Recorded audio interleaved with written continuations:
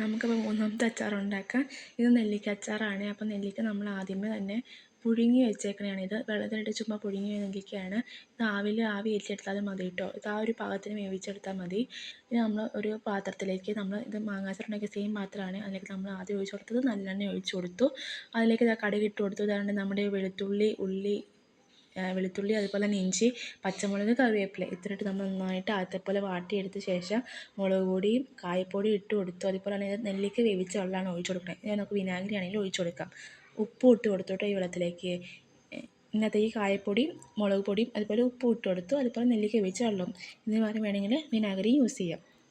അതിന് ശേഷം നമ്മൾ നെല്ലിക്ക നമ്മൾ ആദ്യമേ വേവിച്ച് വെച്ച നെല്ലിക്ക ഇട്ട് കൊടുത്ത ശേഷം നന്നായിട്ട് വാട്ടിയെടുക്കുവാണ്. ഇത് ഇങ്ങനെയാണ് നമുക്കിത് ഇപ്പോൾ ഒരു പെട്ടെന്ന് യൂസ് ചെയ്യാനുള്ളതാണ്. അതുകൊണ്ടാണ് ഇപ്പോൾ വിനാഗിരി ഒന്നും ചേർത്തില്ല, നെല്ലിക്ക വേവിച്ച വെള്ളമാണ് യൂസ് ചെയ്തിട്ടുള്ളൂ. ഇനി ഇതൊന്ന് വറ്റി വരുമ്പം ഈ വെള്ളം ഒന്ന് ജലാംശം ഒന്ന് കുറഞ്ഞ് ഇതൊക്കെ നെല്ലിക്കയിലേക്ക് പിടിക്കണ വരെ ഒന്ന് വെയിറ്റ് ചെയ്യുക. വേണമെങ്കിൽ നെല്ലിക്ക പീസായിട്ട് ഇട്ട് കൊടുക്കുകയും